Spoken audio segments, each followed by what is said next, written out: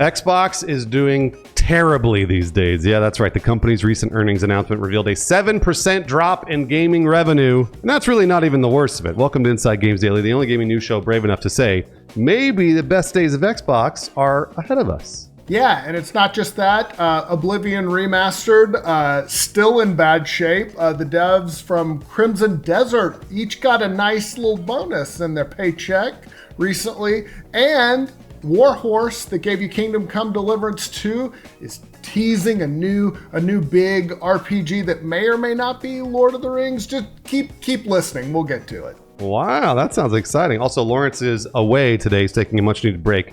So it's just me and Brian today. And we don't have an insult for you, Brian. I'm sorry. That's all right. Let's just get right to the news. I'm happy, and I can read it with a full self-esteem. Yes, let's talk Microsoft. Just dropped its latest earnings.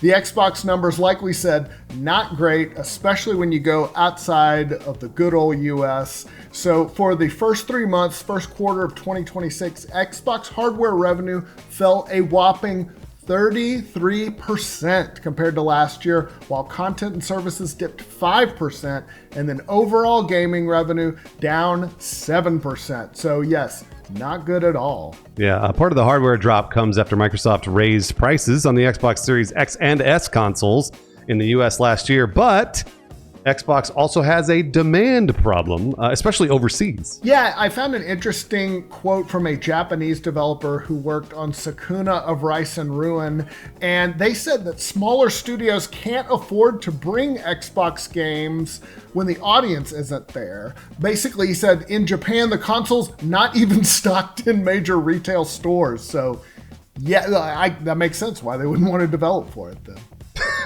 Xbox has struggled for years in Japan, where sales of the Series X and S reportedly dropped about 75% year over year in 2025, with just over 31,000 units sold in Japan. That seems very, very low. All right, so those are all the challenges. However, good news here, Microsoft says engagement from players actually up, and Xbox hit record monthly active users and streaming hours this quarter. So, you know, it looks like people are playing. They might just not be buying new stuff. Oh, that's weird. Microsoft CEO Satya Nadella said the company is, quote, doing the foundational work required to win back fans and strengthen engagement, adding that the focus right now is on, quote, prioritizing quality and serving our core users better. Yeah, that effort includes recent changes to Game Pass. You probably remember that Microsoft lowered the prices on the subscription service recently, but it's important to note those only partially undo a major price hike from last year. So overall, it's still a bit higher. That's right. Looking ahead, Microsoft expects more of the same, a slight decline in content and services revenue, and another drop in hardware sales. CFO Amy Hood pointed to last year's strong lineup of first-party games and the recent Game Pass pricing shifts as key factors. Brian, they've got some big games coming up this year, like Forza Horizon 6. Gears should be pretty big for them as well. Fable, hopefully, as well. I'm rooting for them.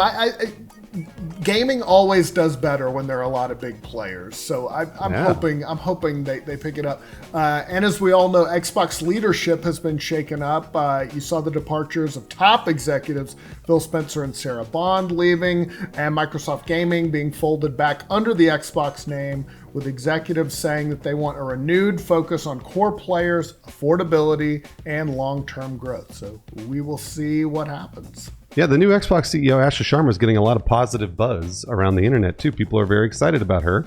I think she even just talked about they're releasing a new logo that gets thrown out into the Xbox dashboard today. I think if you go look around, they're like maybe in profile pictures and on the dashboard. So there you go. For free? A free new Xbox logo? What a deal. I also feel like I loved Phil, and I thought he did, like, overall, I think he did a good job. But I also think sometimes you just need, like, a change. Like, sometimes a shakeup's good. It's like when you have a football coach, and it's like, they're great, but let's bring in some new blood. I don't know. We'll see. No, you're totally right. All right, let's talk about Oblivion Remastered. It's been a year since it launched, and it still is not fixed, and it may never will be. The Bethesda remake hasn't received a PC patch. This is crazy. Since July of 2025, just a few months after its April release, they really need to patch this game. Yeah, it was such a short support window, and the fact that it was so small left the game stuck with the same problems it pretty much launched with. Stuttering, crashes, performance that gets worse the longer you play. Not good when you're playing Oblivion.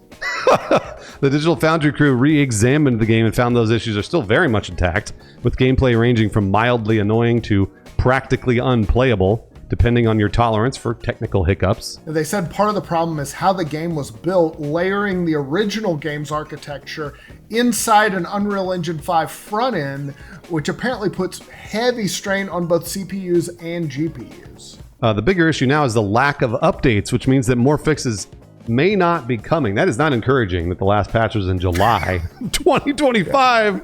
I really didn't know that. I mean, admittedly, I have not played it since around then either. I had a blast playing the game. I was very excited, but I really thought that they were going to be supporting it at least a little more. Yeah, it's not. I don't think it's happening.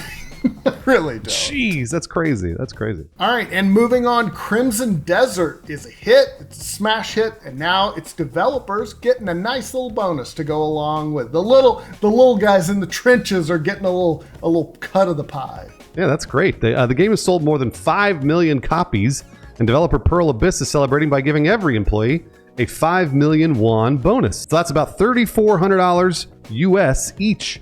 In all, that adds up to around $2.5 million in payouts. CEO Heo Jin-young reportedly told staff he had deep respect and gratitude for the team's work on a game the world is enthusiastic about, and he called the milestone a sign of bigger things ahead.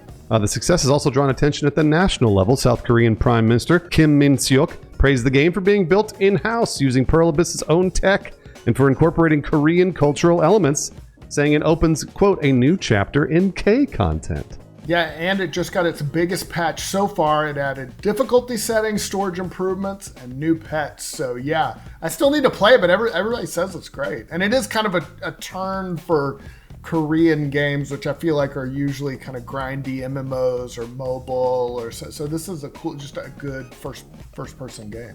This game launched in not a great state, but honestly, the developers have really earned this bonus because they've been patching like crazy, and they're making this game just better and better and better by like huge amounts every patch. So it really is a banger, Brian. You should try it. That's cool. And I love to see the devs getting a little bonus too. They deserve it. I mean, more than of course. Yeah. Yeah. All right, speaking of good RPGs, the studio behind Kingdom Come Deliverance 2 is working on its next game, but they're not fully spilling the details yet, as in what it is, like the title. Developer Warhorse has been the subject of rumors that it's tackling a Lord of the Rings project. And while it hasn't confirmed that, it also hasn't shut it down, so that's exciting. During a recent Q&A, content director Andres Bittner said the team is, quote, hard at work on something. He described it as a huge immersive RPG. Which RPG is not huge and immersive, though, really? Well, I mean, that's what they do, too. So when he was asked what kind of RPG it will be, Bittner gave a broad reply, saying the next project will be, quote, an RPG true to our colors. Huge, story-driven, and immersive. And if you're wondering when you can find out more, he did say that a reveal is coming in the near future. So there you go. If it's a Lord of the Rings game from that studio, that will be like, that's a day one for me. That's incredible. Absolutely, it is. Yeah, that's a day one. That's a day one for pretty much everybody. I think Warhorse has established themselves as knowing how to make an immersive RPG. Maybe the new Bethesda. And that's just a crazy drop. I did not know they were working on possibly a Lord of the Rings RPG. I didn't either until I wrote this, but I'm getting myself fired up just thinking about it. Yeah. All right, time for a 5-second review. All right, Diablo 4, the Lord of Hatred DLC just released. The Paladin is cool, and I realized something because I like Diablo. I've been a Diablo fan since the second one.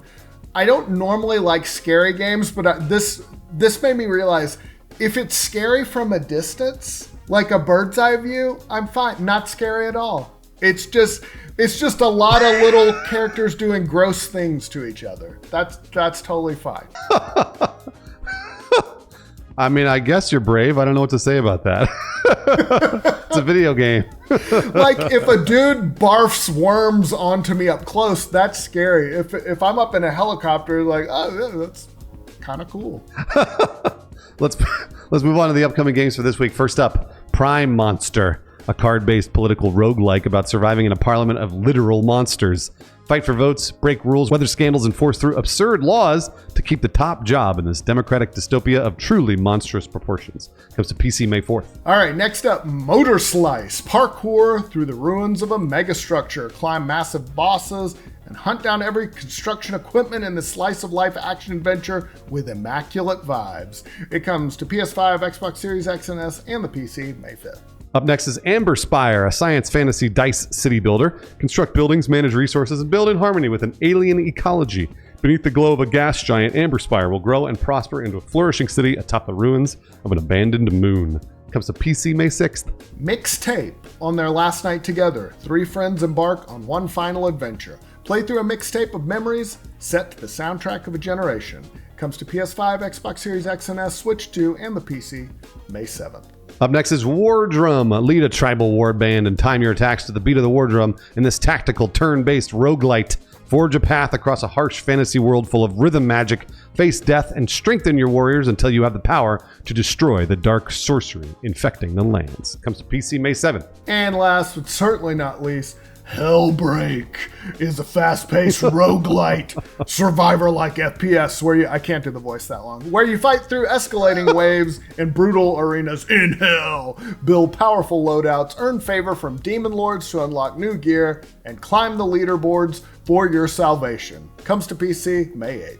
Thank you very much for watching Inside Games Daily with me and Brian. Of course, Lawrence will be back on Monday. Brian, thanks for filling in for the big shoes of Lawrence. I appreciate it very much. Happy to do it. I got the glasses too, just to try to be as law dog as possible. I know it's pretty hard to do. Also, we have a Patreon. If you consider supporting our channel, subscribe, of course, on YouTube.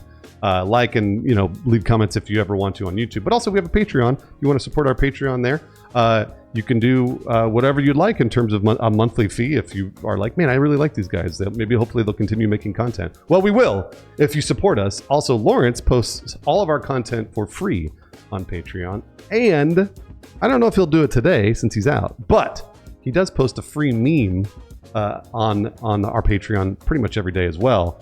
And Brian, I don't know if you've ever looked at those memes, but sometimes they can be a little edgy. I did, and I saw one. It was very dank. All right. As you kids like to say, as you millennials say. Oh, man. Thank you. Thank you very much for watching. We will see you next time on Inside Games.